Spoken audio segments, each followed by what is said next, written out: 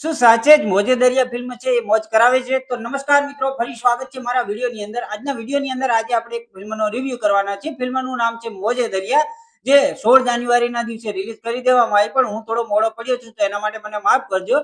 પણ ફિલ્મની પૂરી ચર્ચા કરીશું. વિડીયોને અંત સુધી જરૂર જોજો અને વિડીયો પસંદ આવે ને તો લાઈક અને ચેનલને સબસ્ક્રાઇબ કરી લેજો, જેથી તમને ફટાફટ મારા વિડીયો મળી શકે. અને વિડીયોને લાઈક કરી દેજો, ખાસ કરીને 20 લાઈકની જરૂર છે, તો એ ફટાફટ કરી દો.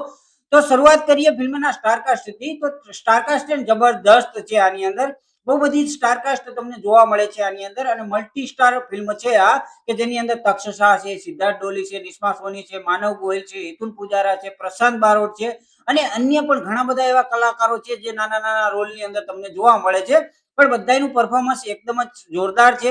અને ખાસ કરીને અમુક કલાકારો છે જે બિલકુલ નવા છે, સાથે સાથે અમુક કહેવાય કે ડાયરેક્ટર છે એ પણ ખાસ કરીને નવા છે, એવું મેં સાંભળ્યું હતું. તો ફિલ્મ જોયા પછી મને એવું લાગ્યું છે કે આ ફિલ્મ છે ને મસ્ટ વોચ છે. ખાસ કરીને સ્ટોરી લાઈન ની વાત કરીએ તો સ્ટોરી આની જબરજસ્ત છે. મતલબ કેવું હોય છે કે એક ગરીબ ઘરનો છોકરો હોય છે, અને ખાસ કરીને એની આગળ પાછળ કોઈ પરિવાર નથી હોય, તો એવું લાગી રહ્યું છે મને.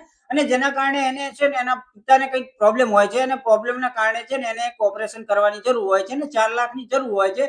હવે 4 લાખ કમાવા માટે આજુબાજુ બધી જગ્યાએ પૂછપરછ કરે છે, પણ ક્યાંથી મોકો મળતો નથી.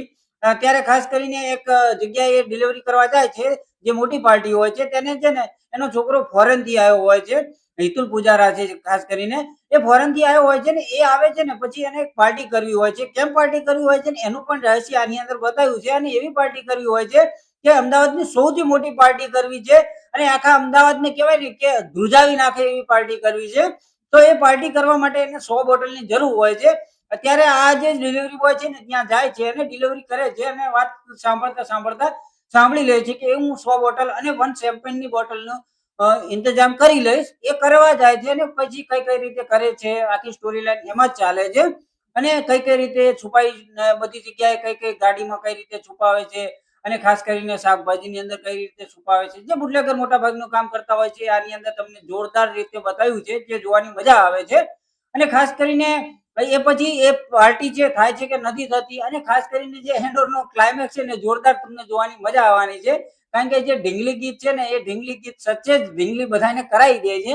એ કઈ રીતે કરાવે છે ને એવું તમને નહીં કહું, પણ એ જોવાની જોરદાર તમને મજા આવશે ને. એક લોકો છે ને ઢીંગલી થઈ જાય છે, પછી પાત્રનું છે ને અદલા બદલી થઈ જતું હોય ને એવું મને લાગે છે. જેમાં માનવ ગોયલની એક્ટિંગ છે ને તમને જોરદાર લાગવાની છે. અને અન્ય કલાકારો પણ છે કે જેમની સ્ટોરી છે ને બહુ સારી અને મજબૂત મૂકવામાં આવી છે. અને આ મલ્ટી સ્ટાર ફિલ્મ હોવાના કારણે છે ને આની અંદર બધાયના થોડા થોડા થોડા બેક સ્ટોરી જોવા મળે છે, જે જોવાની જોરદાર મજા આવે છે. ખાસ કરીને જે વિલન છે એની પણ બેક સ્ટોરી તમને આની અંદર બતાવે છે. પણ હા, મને એવું લાગી રહ્યું છે કે ક્લાઇમેક્સ ની અંદર જે વિલનના જે પાત્ર ભજવ્યું હતું, એ ખાસ કરીને એમની સ્ટોરી આગળ વધારવામાં નથી આવી, તો ટૂંકમાં જ પતાવી દીધું છે. પણ એ જોવાની મને ના મજા આવી. બાકી સ્ટોરી લાઈન સખત જોરદાર તમને જોડી દે એવી છે, અને ફિલ્મ મસ્ટ વોચ બની જાય છે.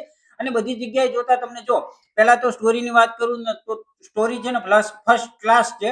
એ તમને શરૂઆતથી એન્ડ સુધી હુક કરીને રાખે છે. પછી બેકગ્રાઉન્ડ મ્યુઝિકની વાત કરીએ તો એમાં ખાસ મને પસંદ ના આવ્યું, પણ હા, ઢીંગલી જે ગીત આવે છે એ જોરદાર છે ને મસ્ત બનાવ્યું છે, જે તમે યુટ્યુબમાં પણ રિલીઝ થઈ ગયું છે, તો એ પણ તમે જોઈ શકો છો. એની પછી કહેવાય ને કે જેનો ક્લાઇમેક્સ છે એ મજબૂત બનાવ્યો છે, જોરદાર બનાવ્યો છે. એ પણ તમને જોવાની મજા આવવાની છે. અને ખાસ કરીને એ પોલીસ વાળો છે ને, તેનો રોલ તમને બહુ જ પસંદ આવવાનો છે. એ પોલીસ વાળો શું છે કે અવનવા વેશભૂષા ધારણ કરીને ગમે અહીંયા પહોંચી જતો હોય છે, અને કહેવાય કે દારૂ, ડ્રગ્સ કે એવી બધી વસ્તુ છે એની શોધખોળ કરતો હોય છે. તો એ તમને જોવાની મજા આવવાની છે. પછી જે મેન પાત્રની અંદર કહેવાય કે જે પોલીસ ઇન્સ્પેક્ટરનો રોલ છે એ પણ મજબૂત છે, પણ થોડું એટલું બધું મને લાગ્યું નહીં ખાસ કંઈ. કારણ કે આને માટે કહેવાય કે ખાસ એવો પોલીસ વાળાની જરૂર હોય છે, ધડાધડી બોલાવે, પણ આની અંદર એવું કશું જ થતું નથી. તો એ પણ થોડો નેગેટિવ પોઈન્ટ ની અંદર લઈ શકો છો. પછી વાત કરીએ કે આની અંદર જે સિનેમાટોગ્રાફી છે ને, એ પણ સારી હોય એવું લાગી રહ્યું છે. બહુ સારી એવું નથી લાગી રહ્યું મને, પણ સારી છે. નોર્મલી ફિલ્મની અંદર જે ચાલતી હોય છે એ ટાઈપની જ છે.